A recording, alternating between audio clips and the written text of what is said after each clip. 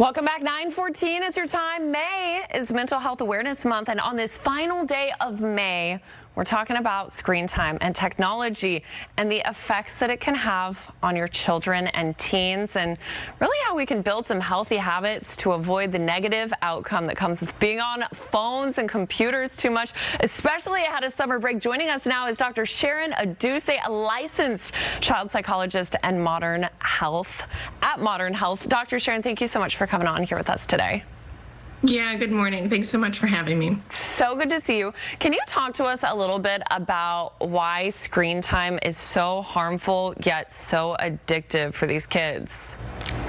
Yeah. Well, the research is really clear right now. Excessive and problematic screen use has a really big impact on youth sleep, which we know is super important for brain development and emotion regulation skills. It has a big impact on mental health as well as cognitive and language development. And research out of Johns Hopkins actually shows that youth who are spending over 3 hours on social media have double the risk of experiencing depression and anxiety. And the reality is that these screens are kind of designed to capture and hold our attention. They're sort of like digital sugar. And of course, sugar in moderation is not a bad thing, but these screens are like an endless pipeline of digital candy, and it increases the level of stimulation that we need just to hold our basic attention. And so when it comes around time that you are removing the device, you're asking your child to read a book or go outside instead, you might experience tech tantrums just because getting that lower level of stimulation, our brains just need some time to recalibrate. So honestly, I always like to remind parents to let go of some of that blame. If you yourself have a hard time putting down that screen, or your child, because they were designed to do exactly this, is to hold and capture our attention. That is so interesting. And I talked to some of my friends, my mom friends who have older kids, and their kids are on screens during school, and then they get home and they just want to unwind with a little bit of screen time. I feel like my 4-year-old does that after daycare too. So what can we do to try to get them off of this? I think especially headed to summertime, where you're going to have a lot more free time on your hands with these kids. Yeah, absolutely. Well, I have 2 tips that parents can take away here. So one, I'd recommend starting with a screen reality check. Just do an audit of your basic screen habits and rules right now so you can figure out what's working for you and what's not. Some questions that are really helpful for parents to ask themselves are, what exactly is the screen doing? When is it being used? And what exactly is it replacing? And that way parents can have an increased awareness around, you know what, this is the screen rule that I want to keep, and this is the one that I want to tweak.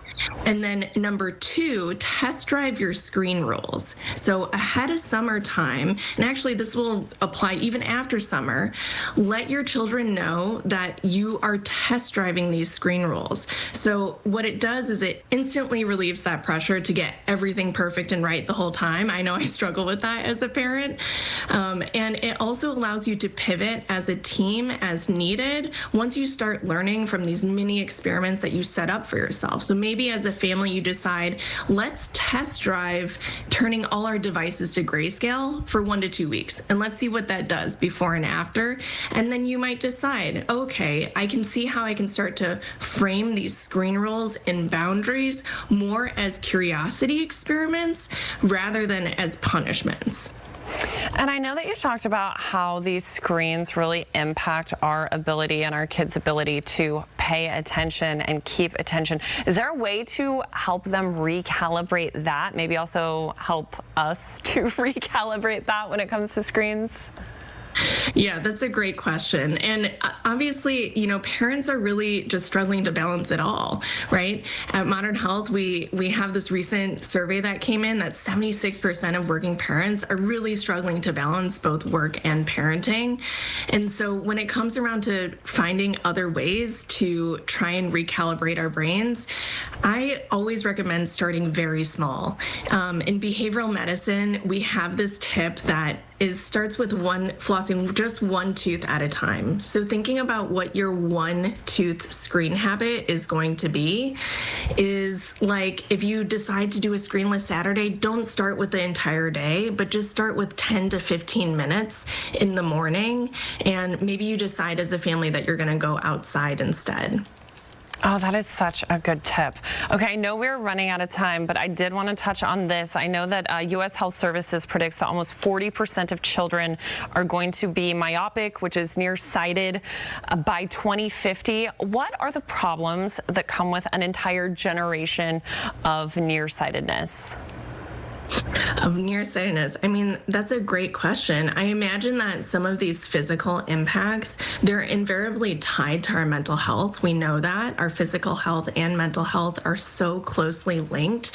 And so I would imagine that we just need to really pay attention and monitor how that mental health is then unfolding over time for our kids and teens. Okay, Dr. Sharon Aduse, thank you so much for your time this morning. Where can we find you if we want more information?